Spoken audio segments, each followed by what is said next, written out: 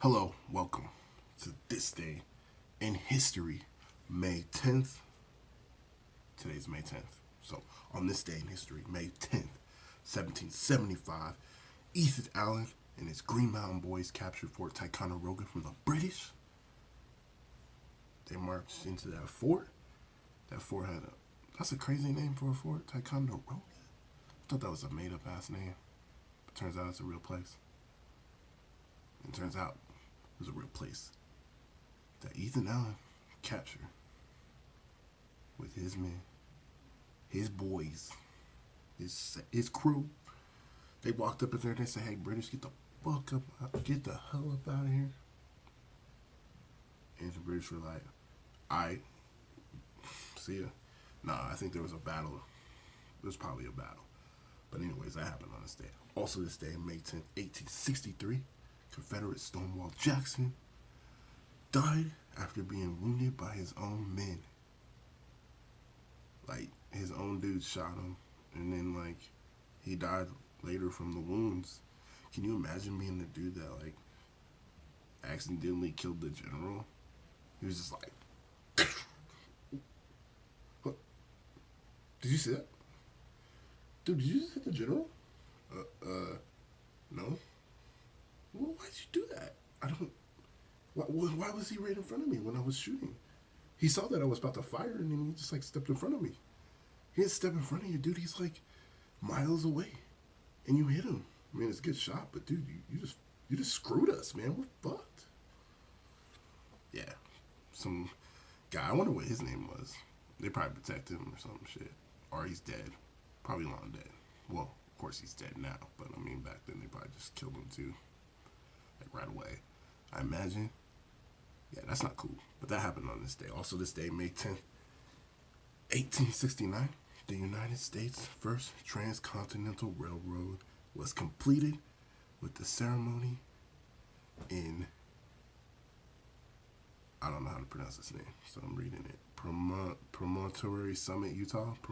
Promontory Summit, Utah. Anyways, the transcontinental railroad was completed. Everyone was celebrated except for all those Chinese people that died building the tunnels and shit through the mountains. They just blew them up. Moment of silence. I don't think they really cared because they were just like, "Hey, fuck it. We're building this railroad and we don't care who dies in the making of it." So, hey, Transcontinental Railroad was made by the blood of many people. So when you're riding on the train, just remember that shit. That's what I thought. Also, this day in history, May 10th, 1924, J. Edgar Hoover became the director of the FBI. He became the director of that bitch. The FBI, he was like, I mean, it must have been the cleanest floors the FBI has ever seen when Hoover took over. Just saying. I mean, with a name like Hoover, you better bring the goods, dog. I mean, it better be clean up in there. The name vacuums after his ass. I don't think they named him after him. Funny story. In America, Hoover is a company, a brand of vacuum cleaners. In England, Hoover is what they call vacuuming. Why are the English so confusing? Nah, I think it's us that are confusing. You know, because we call football soccer, and our football, we don't really use our feet. Anyways, last but not least, on this day in history, in 1940, Winston Churchill succeeded Neville Chamberlain and became Prime Minister of Britain. Neville Chamberlain was a little punk bitch. Churchill took over and he was like, "I'm gonna show y'all how to really run a country." Nah, Chamberlain wasn't that bad, but he was like he wanted to like basically let Hitler have whatever the hell he wanted, and he didn't want war. And Churchill was like, "I don't give a shit what you do, Hitler. I ain't surrendering, dog. Like, you gonna have to kill me first." And kill a bunch of people, which he did. But I mean, he stood his ground. And ultimately, they defeated that tyrannical, psychopathic dictator. And that was because of Churchill. And so that was a good thing in 1940. Also, this day in history, Nelson Mandela, he was sworn in as the first South African president that was of color. And like I said in the other video, I think that's pretty crazy that he was the first. Like, it took him a long ass time. 1994 to get a black president in an African country.